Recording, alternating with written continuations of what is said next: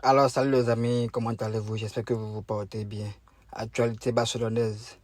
La trêve qui tend déjà vers sa fin et le Barça fera déjà son grand retour face à Bilbao ce week-end, ce samedi. Et bonne nouvelle, puisque oui, voici le communiqué. Le FC Barcelone a reçu son premier permis d'occupation pour la phase 1B. Le match contre Bilbao se jouera devant 45 000 spectateurs.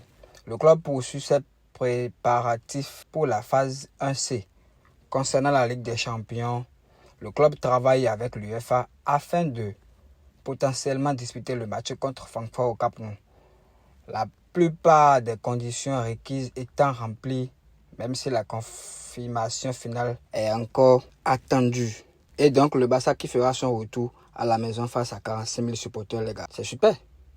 Mais personnellement, moi, j'aurais tellement aimé qu'on fasse ce retour face à l'Aves. C'est pas de la peur, mais il vaut mieux être prudent. Il serait pas cool qu'on fasse déjà mauvais résultats à l'ouverture. Vous voyez. Déjà le premier match, on va commencer à faire des faux pas. Ça laissera mauvais goût. Ça laissera mauvais signe pour la suite. Vous voyez. Ce qui laissera plus de pression aux joueurs. Et vu que nous ne respirons pas la totale confiance dernièrement, la pression sera de trop. Mais bon, j'espère qu'on va pouvoir gérer cela. J'ai hâte. Comme une bonne nouvelle n'arrive jamais seule, Monsieur Garcia est à 100%. Et oui, il s'est entraîné tout au long de la trêve.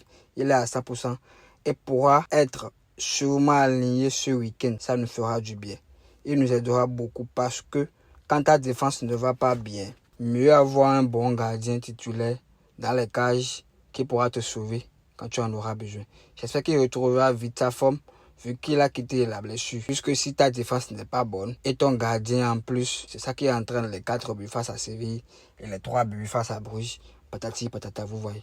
Parlons de la défense. Le Barça pense enfin à recruter en défense sur les côtés. Le Barça a des problèmes défensifs cette saison. Cela ne veut pas dire que c'est uniquement et exclusivement la faute de la défense ou des joueurs qui la composent. Cependant, il est vrai qu'au sein du club, il y a une certaine inquiétude quant au niveau que montrent les latéraux titulaires. Alejandro Balde, 22 ans, Jules Koundé, 27 ans. Alors là, au vu de l'âge, selon moi, ils devront être à leur prime, surtout Koundé. Mais quand de base, le gars, son poste de prédilection est dans l'axe et qu'il joue sur les côtés depuis l'année dernière ou l'année surpassée, je ne sais pas trop. Oui, c'est du bricolage. C'est du bricolage et il a très bien réussi l'année dernière. Mais cette année, on voit ses limites. Il est très très bas, très mou et qui ne dégage presque rien. Baldé, sur son côté, c'est trop ouvert dernièrement. Et on l'a constaté dans les matchs récents.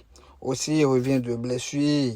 Il sera vraiment difficile de le juger. Mais quand on regarde la défense, généralement, ils sont tous à la rue. Sauf Eric Garcia qui a fait un peu mieux individuellement dernièrement dans ces matchs récents. Qui prouve un peu mieux, quoi. Aussi, le système défaillant du piège d'hors-jeu nous expose trop.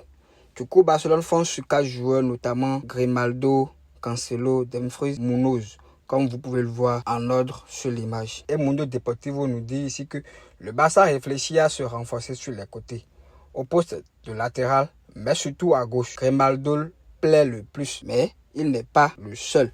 Mais je ne sais pas pourquoi le côté gauche est plus urgent, est plus pisté que le côté droit. Pour moi, Koundé comme Eric ne peut pas gérer le côté parce qu'ils sont tous défenseurs centraux. Et de ce fait, je trouve le côté droit plus urgent que le côté gauche. Il serait mieux de prendre un latéral droit de métier et un vrai qui peut nous offrir beaucoup plus d'options sur le côté droit.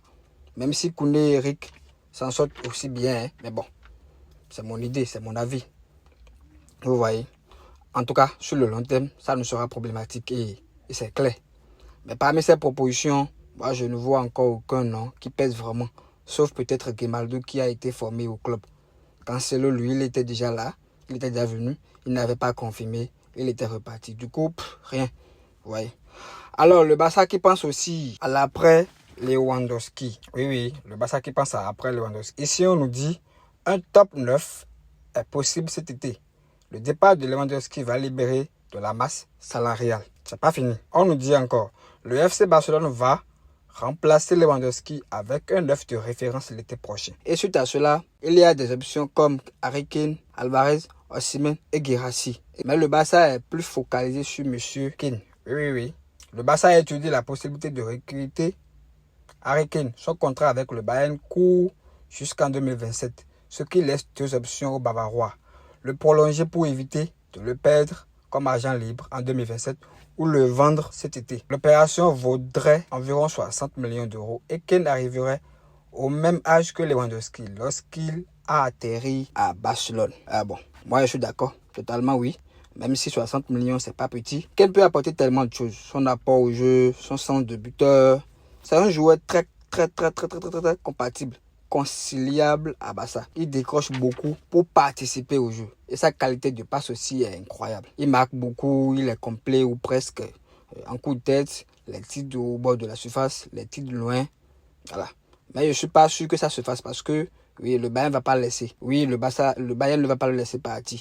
Comme ce sera aussi le cas pour Alvarez à Atletico. Et même Alvarez, son prix de transfert sera déjà de trop pour notre finance actuellement. C'est, je crois, 110 millions ou bien je ne sais pas quoi. C'est de trop, Barça ne pourra pas le faire. Du coup, ces options sont peu faisables, quoi. Donc, c'est pas trop sûr. Alors, pour une dernière information, Lamine Yamal jouera vers Bilbao, oui, après être indisponible pour la sélection. Et lors de cette trêve, il sera disponible face à Bilbao dans le week-end. Et quant à Pedri, il devra jouer quelques minutes face à Chelsea. Ouais, je trouve ça normal, je suis déçu. Il ne faut pas qu'on précipite son retour pour qu'il rechute. Du coup, voilà, tout va bien, tranquille. Alors les amis, c'était tout pour la vidéo d'aujourd'hui. J'espère que ça vous a plu.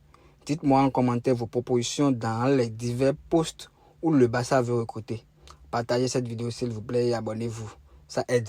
Merci beaucoup. Et à très vite pour la prochaine vidéo.